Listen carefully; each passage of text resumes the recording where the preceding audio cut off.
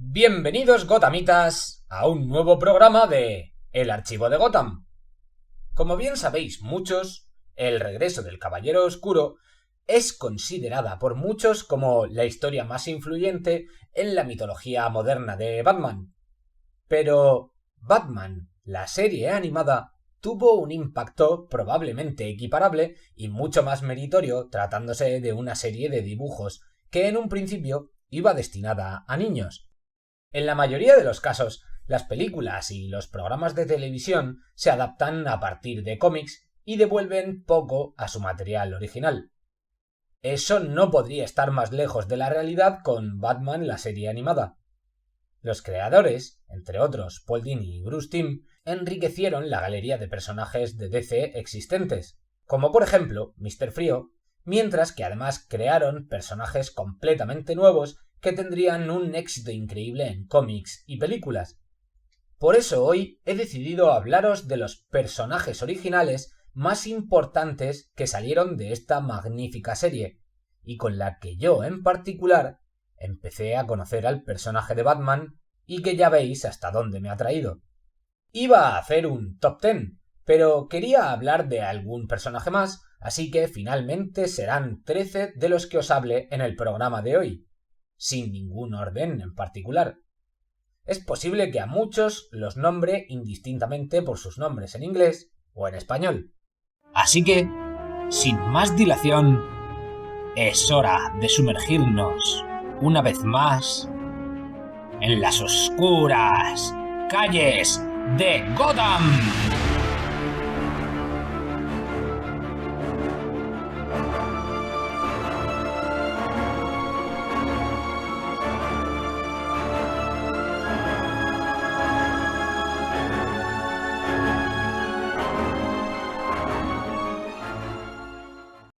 El primer personaje del que os voy a hablar, como no podría ser de otra manera, es el personaje más conocido creado en esta serie de televisión, que no es otra que la magnífica Harley Quinn.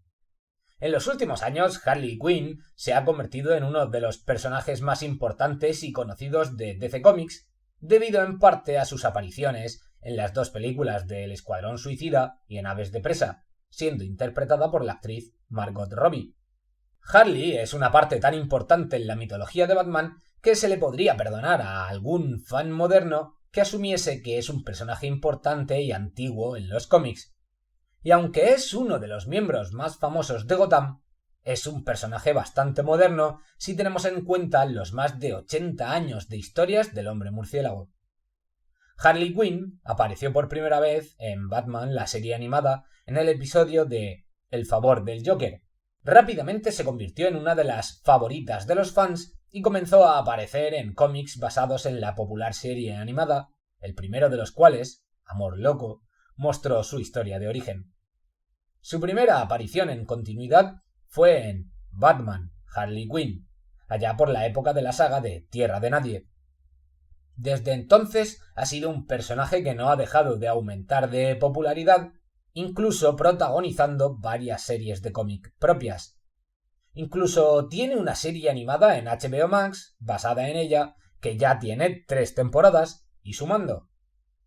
Hay mucho que contar sobre este personaje, y por eso ya le dediqué un programa propio, aunque la verdad es que quizá debería ir actualizando los programas más antiguos.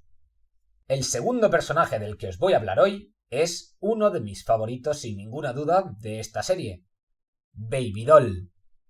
Marion Louise Mary Dahl, también conocida como Baby Doll, fue una actriz que nació con hipoplasia sistémica, una enfermedad rara que le impidió crecer, lo que significa que pasó toda su vida pareciendo una niña pequeña. Dahl se hizo famosa durante una breve época cuando interpretó al personaje principal en la comedia televisiva Love That Baby. Esto fue cuando tenía 20 años, aunque todavía parecía tener 5. Ella y la serie eran muy populares, pero a medida que pasaba el tiempo, los índices de audiencia disminuían. En la temporada final, los productores del programa decidieron agregar a un nuevo personaje que se llamaba Spunky. Baby Doll estaba muy enfadada con Spunky porque pensó que estaba robándole la atención, especialmente en una ocasión en el episodio de su cumpleaños, donde Spunky sumergió su cara en su tarta de cumpleaños. Furiosa, abandonó el programa para convertirse en una verdadera actriz. Su primer papel después del de Baby Doll fue en Macbeth. Desafortunadamente, las críticas de la obra y su actuación fueron terribles, lo que arruinó las posibilidades de Mary de convertirse en una actriz popular. Cuando su carrera se fue por el retrete, intentó que Baby Doll volviera a emitirse, ya que se había cancelado cuando ella se había ido. Pero las cadenas la rechazaron. Después de eso, Mary trató de conseguir cualquier trabajo, pero siempre era rechazada. Sin trabajo, pasó por un periodo difícil y deprimente de su vida, en el que se dio cuenta de que la única vez que había sido verdaderamente feliz fue cuando estaba en el programa como Baby Doll, cuando era como si tuviese una familia en el programa y era adorada por millones de espectadores. Manteniendo su personalidad como Baby Doll de forma permanente, Baby contrató a Mariam y sus matones y secuestró a todo el elenco original de Baby Doll, reuniéndolos para vengarse de Spunky y sus compañeros de reparto y grabar un último episodio. Ató a todos los actores en el set de Baby Doll y compró una tarta de cumpleaños. Después de meter la cabeza de Spunky en la tarta, tomó un cartucho de dinamita, lo puso sobre la tarta como una vela y la encendió, planeando volar por los aires a los miembros del elenco e incluso a ella misma. Spunky arruinó el plan agarrando la dinamita con la boca y arrojándola al otro extremo del estudio, lo suficientemente lejos como para que explotara sin lastimar a nadie. Batman irrumpió en la escena y reveló que el actor que interpretaba a Spunky no era el actor real, sino que en realidad era Robin disfrazado. Después de que Batman y Robin se dieran cuenta de lo que estaba haciendo Baby Doll, habían ido a ver al actor, le habían contado lo que iba a suceder y el hombre dejó que Robin se hiciese pasar por él. Cuando Robin había sido capturado, envió una señal de radio a Batman, quien la había rastreado y descubrió dónde estaba Baby Doll. Mientras Robin liberaba a los cautivos, Batman persiguió a Baby hasta una feria cercana y luego hasta la casa de la diversión. Dentro de esta casa, Baby se encontró en la sala de los espejos. En uno de esos espejos distorsionados, Baby se vio a sí misma como una mujer adulta, como creía que debería verse si su vida hubiera sido diferente. Al darse cuenta de que aquello era falso, tal como su vida y su personaje, Baby Doll disparó y rompió todos los espejos, antes de colapsar mentalmente y quedarse sin balas, llorando de frustración por la vida que nunca tendría. Cuando Batman se acercó a ella, ésta se rindió y se fue pacíficamente, pronunciando su frase famosa de la serie, que era algo así como «ha sido sin querer», y Batman la consoló. Este personaje tuvo unas cuantas apariciones posteriores en la serie, siendo una de las más recordadas el episodio donde se une a Killer Croc, identificándose con el villano, por el rechazo general que sufre por su apariencia física. Baby Doll fue un personaje muy aclamado por los fans de la serie, pero su longevidad como personaje parecía estar tan atrofiada como su propio crecimiento. Aún no ha tenido una introducción en los cómics de DC.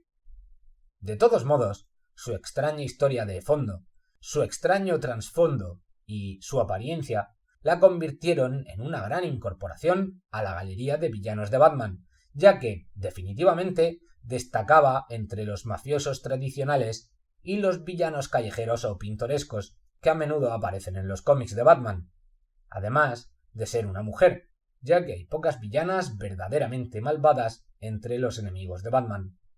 En el número 3 de estos personajes creados en la serie animada, voy a hablaros de Nora Fries. Antes de Batman, la serie animada, Mr. Frío era solo un villano al que le gustaba congelar cosas. No era precisamente una historia convincente, pero los creadores de la serie no permitieron que eso les impidiera convertir al villano en una figura trágica. En el episodio que ganó el Emmy, Corazón de Hielo, los creadores de la serie presentaron a Nora Fries, y con ella un trasfondo mucho más convincente para Mr. Frío. En lugar de ser solo un loco con un rayo de hielo, Frío se transformó en un corazón solitario que había congelado a su esposa porque tenía una enfermedad terminal, con la esperanza de ganar suficiente dinero para investigar y desarrollar una cura para ella. Cuando Arnold Schwarzenegger apareció como Mr. Frío en la película de Batman y Robin, la película adaptó a Nora y esta misma historia de la serie animada. Durante los años siguientes, esta historia se ha convertido en una parte definitoria del trasfondo de Mr. Frío en los cómics y en todos los demás medios. El cuarto personaje del que os hablo va a ser el Fantasma Gris, y es que, mientras los niños en el mundo real fantasean con ser Batman, el propio Batman, en la serie, fantaseaba con ser el Fantasma Gris. Durante su infancia, el Fantasma Gris fue la figura central de un programa de televisión que Bruce veía sin perderse un capítulo. Años más tarde, el Fantasma Gris, quien era en realidad un actor llamado Simon Trent, no era más que un actor fracasado. Fue necesario un encuentro con Bruce Wayne y con Batman para que Trent se diera cuenta de que no todo había sido en vano, ya que en realidad su actuación como el Fantasma Gris inspiró a Batman a convertirse en un héroe real. Batman estaba investigando a un villano similar al representado en un capítulo del Fantasma Gris y le reveló a Trent la importancia y la influencia que el personaje había tenido sobre él en su infancia. Al escuchar esto, Trent le contó todo lo que sabía sobre el villano del episodio de la serie original, llamado el Bombardero Loco, ayudando así a Batman a resolver el caso. Trent incluso se vistió como el Fantasma Gris una vez más y ayudó a Batman a desentrañar el misterio del Bombardero Loco, quien resultó ser un coleccionista que quería recrear un episodio de El Fantasma Gris. Después de capturar al villano, se realizó un importante lanzamiento en vídeo de la serie de televisión perdida a partir de la colección personal del propio Trent, lo que probablemente lo convirtió en un hombre muy rico. Durante una firma pública en la que estaba disfrazado, Bruce Wayne consiguió el autógrafo de Trent y sutilmente le reveló a su héroe su propia identidad secreta, lo que complació sin medida a Trent, quien por supuesto guardó el secreto. En realidad, la mejor parte del Fantasma Gris es que fue interpretado por un actor que hizo mucho para inspirar a los jóvenes cuando estaba en su mejor momento. Nada menos que el clásico Batman de los años 60, Adam West, que fue quien prestó su voz. En el número 5 voy a hablaros de René Montoya. Y es que, si bien los miembros del departamento de policía de Gotham, como el comisario Gordon o Harvey Bullock, han sido miembros de la mitología de Batman durante mucho tiempo, la serie animada marcó la primera aparición de una policía memorable como es la detective René Montoya. Montoya era una agente que ascendió hasta convertirse en detective. Era leal al comisario Gordon y sabía defenderse de su compañero Harvey Bullock. El personaje de Montoya se introdujo rápidamente en los cómics, donde desempeñó un papel fundamental en Gotham Central, de Ed Brubaker, y, finalmente, hasta se convirtió en la justiciera conocida como La Cuestión, en la etapa de los Nuevos 52. René Montoya también fue interpretada por Rosy Pérez en la película de Aves de Presa, aunque me parece la peor adaptación del personaje que podían haberle hecho. En el número 6 sé que voy a hablaros de un personaje que muchos ya habéis adivinado que está en esta lista. ¿Qué personaje es? Pues es Andrea Beaumont, el fantasma. El fantasma debutó por primera vez en la película animada La Máscara del Fantasma. Esta película contaba dos historias interconectadas. La primera, el pasado de Bruce Wayne, cuando se enamoró de una mujer llamada Andrea Beaumont, mientras que la trama en el presente sigue a Batman mientras rastrea a un nuevo vigilante mortal en la ciudad de Gotham. Andrea Beaumont nació en el seno de una familia adinerada. Cuando estaba en la universidad, su madre Victoria murió, por lo cual su padre Carl empezó a hacer tratos con la mafia balestra. Durante su estancia en la Universidad de Gotham, se enamoró secretamente de Bruce Wayne. Una tarde, mientras visitaba la tumba de su madre, Bruce la conoció y al final se hicieron novios. Es aquí cuando Bruce empieza a plantearse no cumplir la promesa que le hizo a sus difuntos padres sobre luchar contra el crimen, para así poder tener una vida feliz con Andrea. Una dicotomía muy propia del personaje de Batman. En una cita, la pareja fue al mundo del futuro, un parque de atracciones futurista donde Bruce se inspiró para crear el Batmóvil. Tras esa cita, ella lo invitó a conocer a su padre, Carl, quien pudo recibir a Bruce durante muy poco tiempo por la llegada de Salvatore Balestra. Unas citas después, Bruce le propuso matrimonio a Andrea y ella aceptó. Sin embargo, esa misma noche, al regresar a casa, Andrea encontró a su padre discutiendo con la mafia por una deuda. Carl le pidió a Balestra un tiempo más para pagarle, y éste aceptó.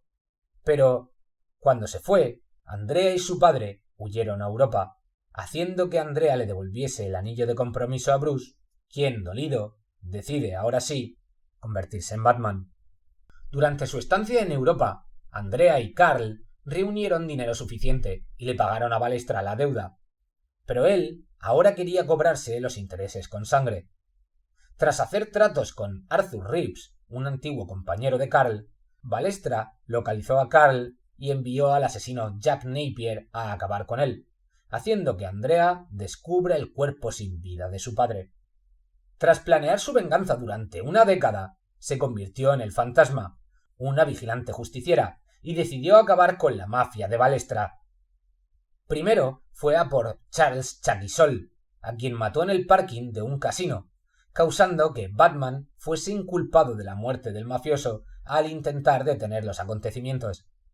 Tras regresar a Gotham, empezó a salir con Arthur Reeves, sin saber que él era en parte culpable de la muerte de su padre.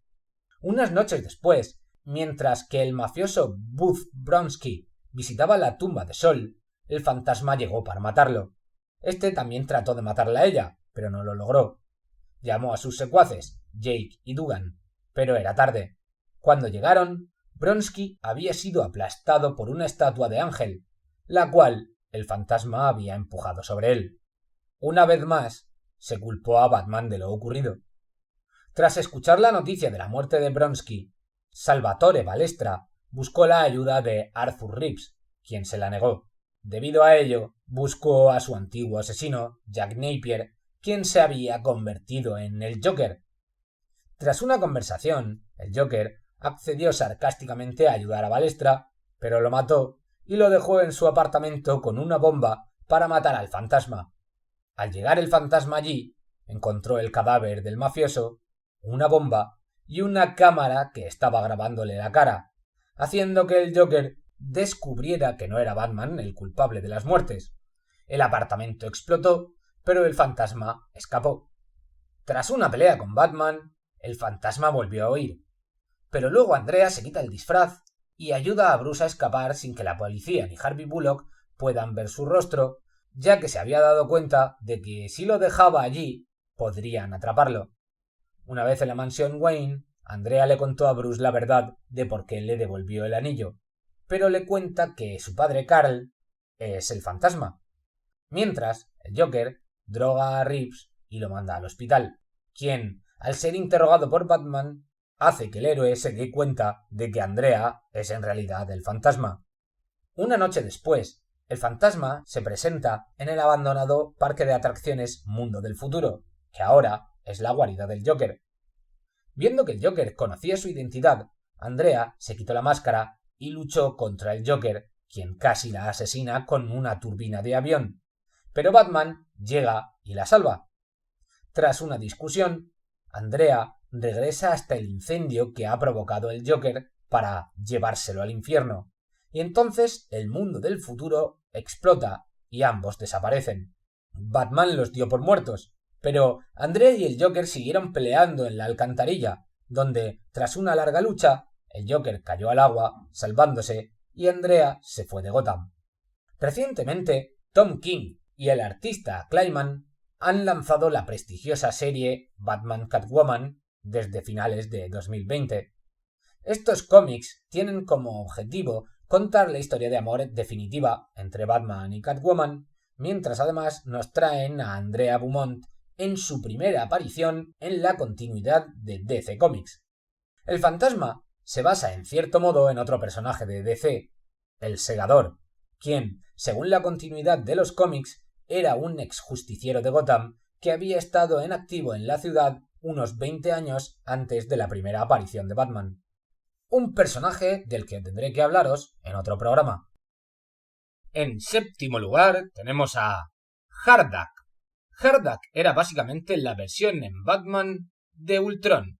En lugar de que sea el Vengador Hank Pym quien lo construya, Hardak, cuyo nombre son en realidad siglas, fue construido por un genio llamado Carl Rossum, en un intento de demostrar lo que podía lograr con su trabajo en inteligencia artificial.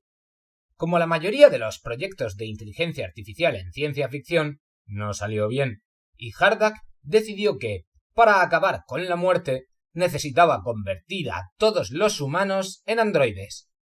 La inteligencia artificial llegó tan lejos como para crear una versión androide de Batman. Hardak era una gran adición al canon de Batman porque una inteligencia artificial de ese nivel podía rivalizar con Batman de formas que la mayoría de las mentes humanas no pueden. Dicho esto, hasta el momento, Hardak no ha dado el salto a las películas o los cómics, pero, como saben los fanáticos de Ultron, no se puede mantener una inteligencia artificial apartada para siempre. El número 8 es para Red Claw o Garra Roja. La verdadera identidad y el pasado de Garra Roja no se cuentan en ningún momento de la serie. Aparentemente, su origen está en Europa del Este, y es la fundadora de una organización terrorista internacional. Tanto ella como sus agentes llevan un tatuaje de Garra Roja en el cuerpo, normalmente en el hombro. Red Claw llegó por primera vez a Gotham poco después del primer encuentro de Batman con Catwoman. Ella y sus agentes robaron un virus mortal mientras era transportado en tren. Antes de este encuentro, el hecho de que Garra Roja fuese una mujer era algo desconocido para las fuerzas del orden de todo el mundo. Batman y Catwoman se vieron obligados a dejar de lado sus diferencias para evitar que Garra Roja liberara el virus y matara a millones de personas. Después, Garra Roja resurgió y secuestró a Frederick, un exagente del gobierno británico. Al buscar los códigos de activación para un sistema de misiles inactivo, descubrió que también necesitaría al ex socio de Frederick, Alfred Pennyworth. Esto llevó a Batman a Inglaterra, donde tuvo otro conflicto con la terrorista. Batman y Robin lucharon contra Garra Roja y sus secuaces en el cuartel general de su castillo, pero no pudieron evitar que los misiles fueran lanzados contra Londres. Persiguiendo y destruyéndolos con el Batwing, Batman fue cogido por sorpresa por Garra Roja, que se había escondido. Red Claw logró quitarle la máscara al héroe de la cara, pero fue expulsada del avión antes de que pudiera verle el rostro.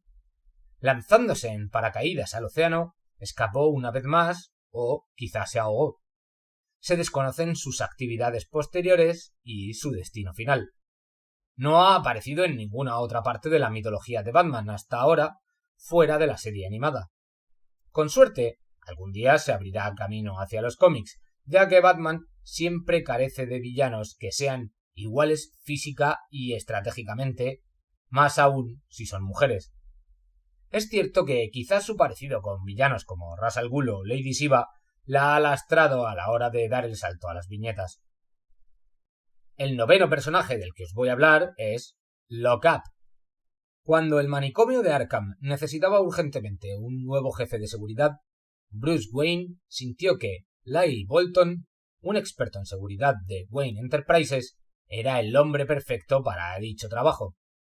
Lo que Bruce y los médicos de Arkham no sabían era que Bolton traspasaba todos los límites de la ley y usaba medios inhumanos para mantener a sus prisioneros a raya. Era tan cruel que el espantapájaros, el mismísimo amo del miedo, escapó de Arkham solo para huir del despiadado guardia de seguridad. Después de que se ordenase una investigación para abordar el comportamiento de Bolton, él estalla y es despedido. Bolton culpa a los burócratas, médicos y medios de comunicación por proteger a los villanos de Gotham de la verdadera justicia, y promete inculcarles su propia ley. Se convirtió en Lock-Up y usó su vasto conocimiento en seguridad personal, crimen y castigo para inculcar su justicia a quienes delinquen. Bolton se creó un disfraz y gadgets, comenzó a llamarse Lock-Up y empezó a arrestar a personas que creía eran la raíz de los problemas de Gotham. Encarceló al alcalde Hill, al comisario Gordon, a la reportera Summer Gleason y al doctor Bartholomew, y los mantuvo como rehenes a bordo del USS Halsey, un acorazado fuera de servicio. Los rehenes fueron liberados por Robin mientras Batman derrotaba al villano. Lock-Up fue encerrado en una celda en Arkham, donde los mismos reclusos que una vez atormentó se burlaban de él. Sin embargo, a Bolton no le molestaba demasiado, porque ahora podía vigilar aún más de cerca a sus prisioneros. Lock-Up se introdujo rápidamente en la continuidad de los cómics y apareció en el número 24 de Robin en 1996. Si bien perdió sus orígenes como jefe de seguridad del manicomio de Arkham, su modus operandi permaneció básicamente igual. Capturaba a los criminales y los encerraba, sintiendo que podía hacer mejor trabajo que el sistema de justicia de Gotham. A lo largo de los años, Lock-Up se ha mantenido en la galería de villanos de Batman. Sus apariciones han sido pocas y esporádicas, pero lo hizo en algunas historias clave, como En Tierra de Nadie o Crisis Infinita. El 10º personaje es otra mujer, la Chica del Calendario. La Chica del Calendario fue una villana creada específicamente para las nuevas aventuras de Batman, es decir, la continuación de Batman, la serie animada. Era una famosa modelo que había sido despedida de diferentes trabajos tras cumplir los 30 años. Se llamaba Paige Monroe y estaba empeñada en vengarse de sus antiguos jefes. El apodo de la Chica del Calendario proviene de que deja hojas del calendario en cada lugar del que va secuestrando a sus antiguos jefes. Usaba una máscara para ocultar su rostro porque no quería que nadie lo viera, pero al final nos enteraríamos de que seguía siendo guapa y que ella era la única que odiaba su propia cara por estar envejeciendo.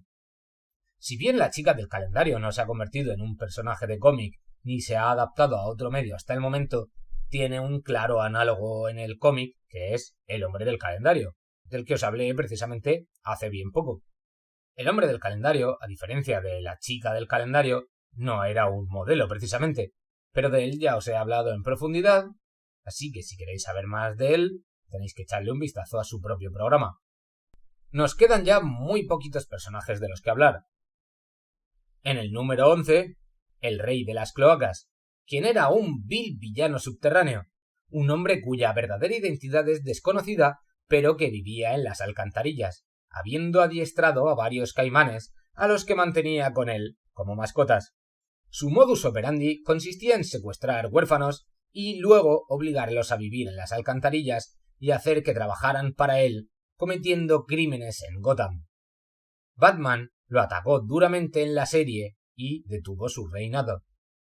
El Rey de las Alcantarillas entró en la continuidad de DC Comics en la era de los Nuevos 52, donde el villano se enfrentó con el jefe entre pandillas Bruno Feo Mannheim. Más recientemente, el villano apareció en el número 1 de Batman Catwoman, de Tom King, donde se reveló que el Rey de las Cloacas había conocido a Selina Kyle y la acogió cuando era una niña huérfana. El 12º personaje es el Rey del Condimento. El Rey de los Condimentos parece uno de esos personajes que podrían ser de la serie de Adam West en los años 60, en lugar de los 90, como es la serie animada. De hecho, esa fue la intención detrás de su creación. Su naturaleza ridícula apareció por primera vez en el episodio Make 'Em Laugh, un episodio en el que el Joker le lavó el cerebro al humorista Buddy Standler con un dispositivo del sombrerero loco. Desde entonces, ha disfrutado de ser el centro de atención como villano de broma de Batman por excelencia, siendo el blanco de muchas bromas ridículas en los cómics, en televisión e incluso en juegos. Ya os hablé de él también en un programa propio de hace mucho tiempo, pero cuya historia permanece inalterada. Y para acabar, el último de los personajes, el 13º del que os voy a hablar, es Roxy Rocket. Roxy Rocket fue originalmente creada en el 94 para el cómic anual de las aventuras de Batman, una serie de cómics basada en Batman, la serie animada. Fue incorporada a la serie en el episodio The Ultimate Thrill, en 1998. Apareció frecuentemente en cómics basados en la serie animada de Batman hasta que en 2006 fue introducida en el universo DC principal. Va montada sobre un cohete con el que vuela a toda velocidad. Roxanne, Roxy Rocket, Sutton era una doble de riesgo. Perdió su trabajo después de ponerse demasiado en peligro, por lo que ninguna empresa quería contratarla. Ya retirada pero con ansias de más emociones, Sutton empieza a robar joyas para el Pingüino. A diferencia de otros villanos, los robos de Roxy eran casi benignos, ya que ella era la única que se ponía en peligro. Batman también se arriesgó al intentar atrapar a Roxy en una persecución aérea, lo que le hizo pensar a Roxy que él era un espíritu en busca de adrenalina y que entendía el placer del peligro. Al final, Roxy se dio cuenta de que Batman solo había arriesgado su vida para detenerla.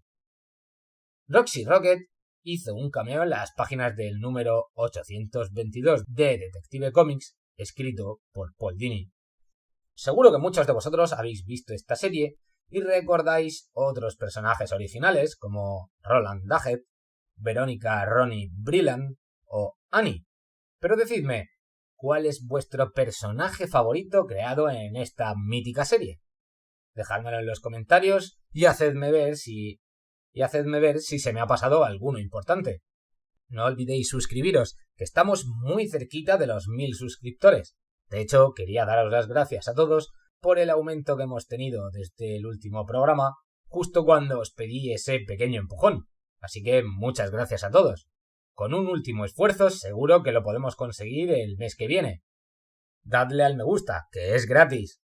Y recordad que podéis seguirme también en Instagram y en Facebook buscando el archivo de Gotham. Esto ha sido todo por hoy. Yo soy Lewis y esto es el archivo de Gotham. Un saludo y hasta pronto, Gothamitas.